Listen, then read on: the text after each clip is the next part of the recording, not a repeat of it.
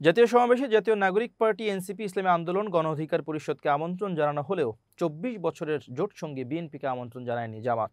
দল থেকে জামাতের সাবেক নেতা মুজিবুর রহমান মঞ্জুর নেতৃত্বাধীন এবি পার্টিকেও আমন্ত্রণ করেনি তারা। বিএনপিকে আমন্ত্রণ না জানানোর বিষয়টি নিশ্চিত করেছেন বিএনপির মিডিয়া সেলের সদস্য শায়রুল কবির খান। শনিবার ১৯ জুলাই বিকেলে দলটির স্থায়ী কমিটির সদস্য সালাউদ্দিন আহমেদের বরাত দিয়ে গণমাধ্যমকে তিনি এ তথ্য জানান। এর আগে বেলা ১২টায় গণমাধ্যমকে তিনি জানিয়েছিলেন, বিএনপির কোনো প্রতিনিধি জামাতের সমাবেশে যাচ্ছে না।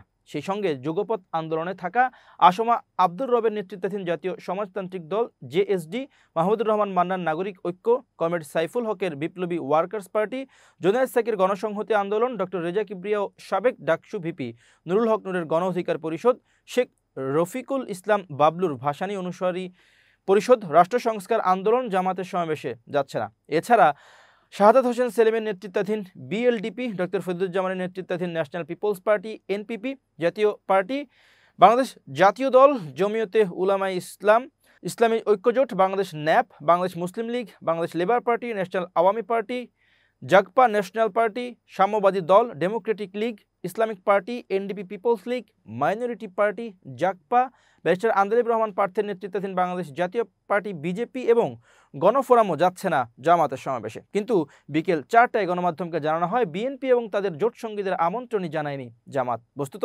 পিআর পদ্ধতির ব্যাপারে যারা ভিন্নমত পোষণ করেছেন তাদের কাউকে আমন্ত্রণ জানায়নি তারা।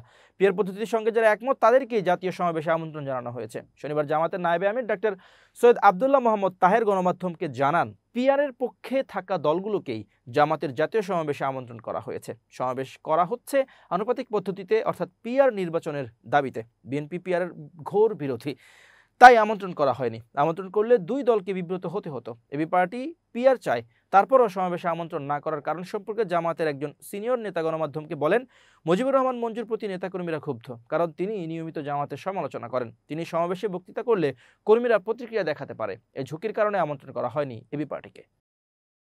অসুস্থ জামায়াতে ইসলামের আমির ডক্টর শফিকুর রহমানকে হাসপাতালে দেখতে গেলেন বিএনপির মহাসচিব মির্জা ফখরুল ইসলাম আলমগীর। শনিবার রাতে জামায়াত আমিরকে দেখতে যান বিএনপির মহাসচিব ও বিএনপির স্থায়ী কমিটির সদস্য ডক্টর আব্দুল মঈন খান।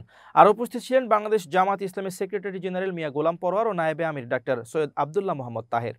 এ সময় বিএনপি নেতারা জামায়াত ইসলামের আমির ডক্টর শফিকুর রহমানের স্বাস্থ্যের খোঁজ খবর নেন। ডক্টর শফিকুর রহমান রাজধানীর সোহরাওয়ার্দী উদ্যানের সমাবেশে বক্তব্য দেওয়ার সময় হঠাৎ মঞ্চে পড়ে যান। গরমে তিনি অসুস্থ হয়ে পড়েছেন। পরে সমাবেশ শেষে তাকে রাজধানীর ধানমন্ডির ইবনে সিনা হাসপাতালে নেওয়া হয়েছে। জামায়াত ইসলামের প্রচার বিভাগ থেকে জানানো হয়, দলের আমিরের প্রেশার ও সুগার লেভেল ঠিক আছে, তাকে হাসপাতালে নেওয়া হয়েছে। ডক্টর শফিকুর রহমানের সুস্থতার জন্য দোয়া চেয়েছে দলটি। শনিবার সকালে ৭ দফা দাবিতে রাজধানীর সোহরাওয়ার্দী উদ্যানে বাংলাদেশ জামায়াত ইসলামের জাতীয় সমাবেশের মূল কার্যক্রম শুরু হয়। সকাল ৯টা ৪০ মিনিটে সাংস্কৃতিক অনুষ্ঠানের মধ্য দিয়ে জাতীয় সমাবেশের প্রথম পর্ব শুরু হয়। সাংস্কৃতিক অনুষ্ঠান উপস্থাপনা করেন সাইফুল্লাহ মানসুর। সাইমম শিল্পী গোষ্ঠী সাংস্কৃতিক অনুষ্ঠান পরিচালনা করে। দুপুর ২টায় কোরআন তেলাওয়াতের মধ্য দিয়ে আনুষ্ঠানিকভাবে সমাবেশের মূল কার্যক্রম শুরু হয়। এর আগে দুপুর ১২:৩০টার দিকে সমাবেশস্থলে পৌঁছান দলটির আমির ডক্টর শফিকুর রহমান। উদ্যানে প্রবেশের সময় রাস্তার দুই পাশে নেতাকর্মীরা তাকে ঘিরে স্লোগান দেন। আপ্লুত আমির হাত নেড়ে শুভেচ্ছা জানান। এ সময় তাকে হাসি মুখে দেখা গেছে। বিকেল ৫:১৫টার দিকে বক্তব্য দেওয়ার জন্য মাইক্রোফোনের সামনে যান। বক্তৃতা শুরু করার কিছুক্ষণ পর গরমের কারণে তিনি অসুস্থ হয়ে পড়েন। এক পর্যায়ে তিনি মঞ্চে লুটিয়ে পড়েন। সঙ্গে সঙ্গে নেতাকর্মীরা তাকে তুলে দাঁড় করান। আবার বক্তব্য দিতে শুরু করেন তিনি দ্বিতীয়বারও অসুস্থ হয়ে মঞ্চে পড়ে যান। জামায়াত আমির অসুস্থ হয়ে পড়লে চিকিৎসকরা তাকে চিকিৎসা দেওয়া শুরু করেন।